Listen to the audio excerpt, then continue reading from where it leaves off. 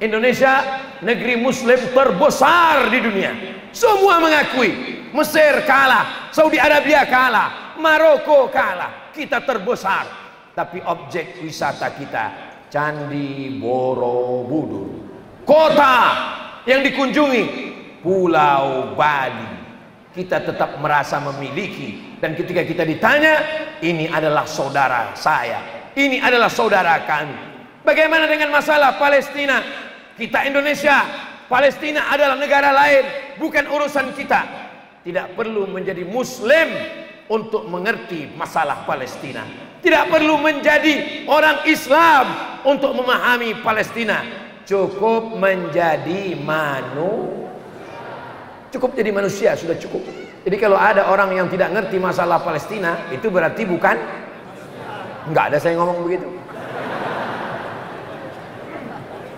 Cukup menjadi seorang manusia, walaupun tidak bertuhan, walaupun ateis, walaupun agnostik, pasti dia akan mengerti. Orang yang terjajah, teraniaya, penjara terbesar, tembok terpanjang di dunia dibangun oleh Israel sejak 1946. Kita merdeka 1945. 1946 Israel mulai datang beramai-ramai menghancurkan. Saya kebetulan satu asrama dengan orang Palestina di Maroko. Ketika saya sedang masak, satu dapur kami tanya, "Minin," kalau bahasa Makassarnya, "Where are you come from?" Dari Palestina. Masya Allah, Palestina. Kaif halkum fi Palestin? Bagaimana keadaan kalian di Palestina? Itu dulu 2004. Sekarang sudah 2023, 19 tahun yang lalu. Apa kata saudara kita dari Palestina, Abdul Somad? Mereka tidak datang membawa senjata membunuh ayah saya, ibu saya, tapi mereka datang dengan sepatu botnya menendang kaca-kaca tempat minyak zaitun makanan kami. Mereka menghancurkan gandum kami. Mereka mengambil semen menutup sumur kami. Mereka ingin kami mati pelan-pelan, Abdul Somad. Aku sebagai anak muda belajar ke Maroko. Aku ingin berkarir, membela bangsaku, membela agamaku. Hubungan kita dengan Palestina. Subhanalladzi asra bi'abdihi lailan minal masjidil haram ilal masjidil. Tapi jangan gara-gara Ustadz Somad ceramah di Al-Markas Al-Islami, kita tahu orang Sulawesi Selatan, orang Bugis, orang Makassar, orang Mandar, ini semangat jihadnya luar biasa. Saya tidak ingin pulang dari sini semuanya mendaftar ke Jakarta mau berangkat ke Palestina. Yang mahasiswa Universitas Hasanuddin, Universitas Muslimin, Universitas Indonesia, Universitas Islam Negeri, UIN Alauddin, maka semangat belajar, jadi dokter spesialis, jadi pengacara, jadi orang kaya. Kita tolong, kita bantu saudara kita dengan apapun yang kita miliki, insyaallah. Amin ya rabbal alamin. Salatullah salamullah ala taha rasulillah.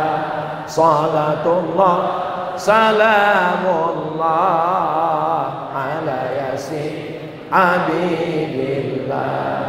Tawassalna bi bismillah wa bil hadi rasulillah wa kulli mujahidin lillah bi ahlil badri ya Allah. Yang terakhir, yang ketiga. Pertama, sejahtera. Yang kedua, damai. Yang ketiga, barokah. Hidup ini yang mau dicari barokah. Jodoh, jodoh itu yang dicari barokah. Makanya ketika ketemu dengan jodoh menikah, yang didoakan barokah. Barakallah. Barokah. Saya nggak bisa mendoakan dia barokah, Pak Ustadz. Kenapa nggak bisa? Saya satu kampus sama dia, Pak Ustadz. Satu kelas, sama-sama selesai kuliah, sama-sama tes CPNS. Dia yang lulus. Sekarang Pak Ustadz sama-sama umur 25 mau ikut sunnah Nabi nikah, dia yang nikah Pak Ustadz. Nggak sanggup saya naik ke atas Pak Ustadz. Naik kuatkan hatimu, kuatkan jiwamu, makan antimu, naik ke atas. Naik ke atas pentas, doakan dia di atas. Kalau hatimu bersih, maka doamu juga akan tulus.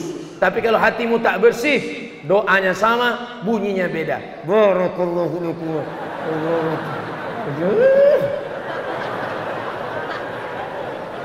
Selesai acara nikah, langsung dapat di grup WhatsApp, alhamdulillah anak kami sudah lahir. Emosi, marah. Saya udah nikah 10 tahun, kenapa nggak ada anak? Dia baru nikah April, tiba-tiba Agustus kok udah lahir anak. Marah. Tuhan tidak adil. Padahal mestinya kita datang, kita mengucapkan barokah lagi saat akikah. Saat ada anak kecil yang kita doakan barokah. Barakallahu laka fil mauhub wa syakartal wahib. Barakallah, semoga jodohmu berkah, semoga anakmu berkah. Jodoh yang berkah adalah jodoh yang menenangkan hati suami. Mana hati yang suami tenang? Inilah yang di depan saya ini adalah suami-suami yang hatinya yang tenang suami.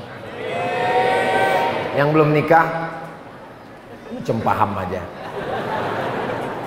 Ketika makan, yang kita minta saat makan juga berkah. Allahumma barik lana fima razaqtana wa qina azabannar. Amin, amin. Ustaz makan apa? Barongko. Dimintakan supaya dapat barokah. Allahumma barik lana fima razaqtana wa qina azabannar. Makan apa Ustaz? Sop saudara. Kenapa dimintakan barokah? Karena hidup ini kita ingin dapat barokah. Barokah itu apa? Ziyadatul khair. Ziyadatul khair itu apa? Botolnya sama, tidak bisa ditambah, tidak bisa dikurang 300 ml. Tapi isinya beda. Kalau isinya air putih 5.000. Tapi kalau isinya madu, tergantung hubungan kita dengan yang jual, bisa jadi 50.000. Kalau diisi air zam-zam, bukan masalah airnya, tapi ongkos naik pesawatnya. Ongkos 30 juta, pulang lagi. Artinya apa? Begitu juga dengan umur. Ini di hadapan saya ada anak muda yang berumur 25 tahun. Hafal Quran, kuliahnya sukses, orangnya baik, membahagiakan orang tua. Ini barokah. Ada juga yang 25 tahun menyusahkan orang tua, menjual kompor gas orang tua, menghabiskan orang tua. Kalau ditanya orang, udah semester berapa dek? Semester berapa? Loh, semester 4. 14 Pak. Hidup ini yang mau dicari adalah berkah. Man tala umruhu, siapa yang panjang umurnya, wa hasuna amaluhu, baik amalnya, itu yang berkah. Jenderal Muhammad Yusuf berkah, umurnya panjang, jenderal bintang 4, orang takut macam-macam, di antara pejuang Islam, membangun masjid, berkah hidupnya. Hidupnya berkah, tentara setelah meninggal pun tetap berkah. Sultan Hasanuddin berkah, raja melawan Belanda dikenang orang. Syekh Yusuf Al-Makassari, Tajul Khalwati, berkah. Dibuang Belanda ke Ceylon, orang Ceylon bersyahadat. Sri Lanka, asyhadu an la ilaha illallah. Disangka orang Belanda, ini kita buang dia ke Ceylon, biar dia stres, depresi, mati di Ceylon. Ternyata orang Ceylon masuk Islam. Nggak mempan di Ceylon, buang lagi. Ceylon masih Asia, kurang jauh, buang ke Afrika Utara, dibuang Afrika Selatan. Sampai di Afrika Selatan, apa yang terjadi? Orang Afrika Selatan masuk Islam. Presiden Nelson Mandela memberikan penghargaan. Saya sangat ingin untuk sampai berziarah, untuk ingin bisa sampai ke tempat saudara kita Muslim di Durban, Afrika Selatan. Panjang umur sehat badan, kita akan buat program jalan-jalan ke Afrika Selatan, napak tilas Syekh Yusuf Makassar. Setuju? Ongkos tanggung masing-masing.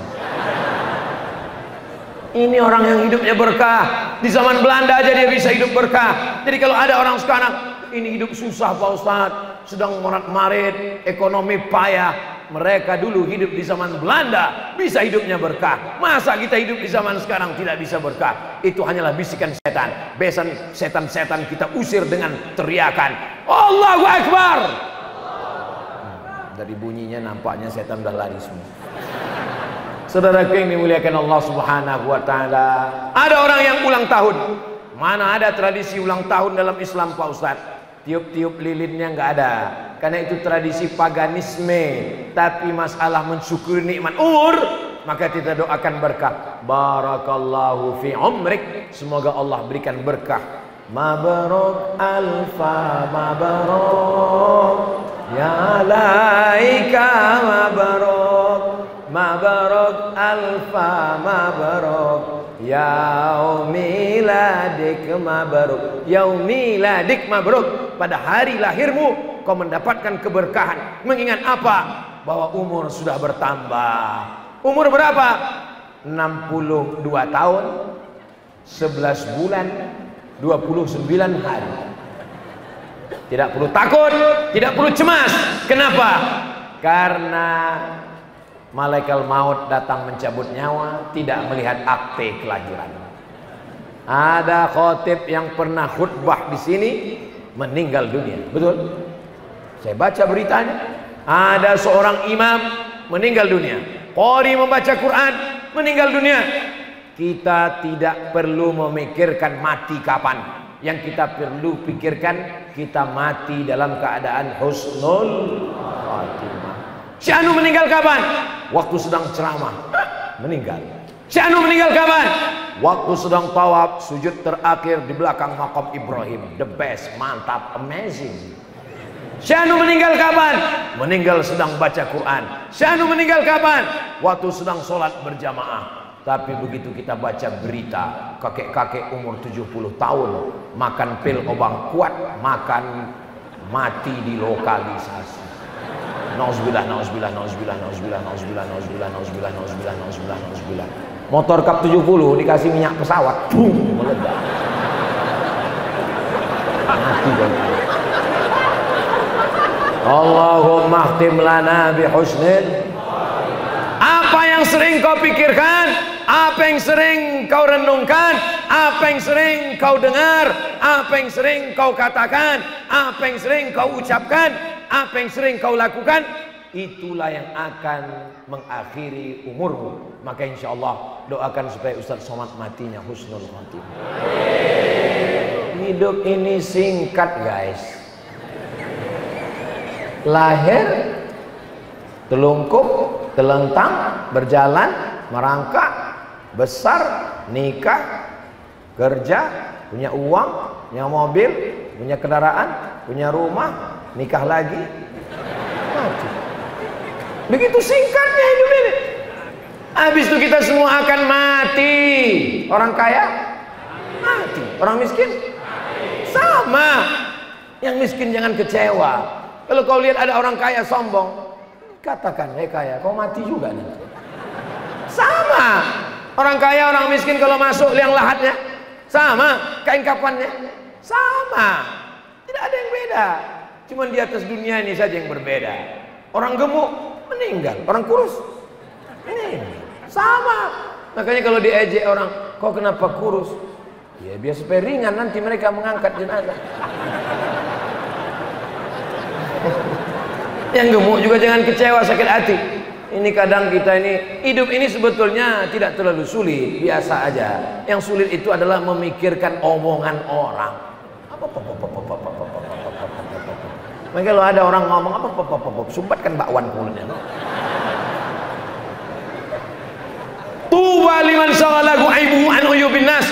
Berbahagialah orang yang sibuk memikirkan aibnya, cacatnya, kekurangan dirinya, sehingga dia tidak sempat memikirkan orang lain. Maka insya Allah lisannya berkah, telinganya berkah. Telinga hari ini berkah. Kenapa? Telinga yang ada di sini dipakai mendengarkan tausiah ayat-ayat Allah. Amin. Sementara telinga yang di luar sana sama-sama telinga, tapi yang didengarkan waman okrai. Mohon maaf, ini di mimbar nggak boleh. Di sini adalah mata yang berkah. Kenapa? Mata dipakai untuk melihat masjid, memandang atapnya, subhanallah, masya Allah, lampunya tabarakallah, masya Allah, melihat teman-teman di sebelah, innalillah, kawan-kawan baik-baik semuanya. Maka mata kita menjadi berkah, tangan kita berkah ketika berjumpa. Mamin muslimaini, dua muslim, yaltaqiyani, berjumpa, wa yatasafahani, berjabat tangan. Mohon maaf, saudara-saudara kita yang di belakang dari tadi menunggu, sudah mengulurkan tangan. Sombong sekali Ustaz Somad. Bukan sombong, karena banyak sekali anak-anak kecil di bawah. Ustaz Somad, Ustaz Somad. Masya Allah, ini menandakan bahwa mereka tidak pernah melihat saya langsung. Ini anak-anak yang teriak di bawah tadi, itu membuktikan ibu bapaknya punya paket 2 giga. Nggak mungkin anak kecil kenal saya. Anak kecil nggak punya handphone, dari mana dia tahu Ustaz Somad? Berarti ibu ayahnya nonton di rumah. Waktu ibu nonton, ditanya, mama, ini siapa? Ini Ustaz Somad. Maka dia kenal. Nah, maka kadang saya pas lagi jalan datang anak kecil, Ustaz. Kenal dengan Ustaz? Kenal Ustaz? Kita pernah ketemu? Belum. Kenal dari mana? Ustaz ada di handphone mama. Saya tanya, bapakmu tahu? Tahu. Alhamdulillah.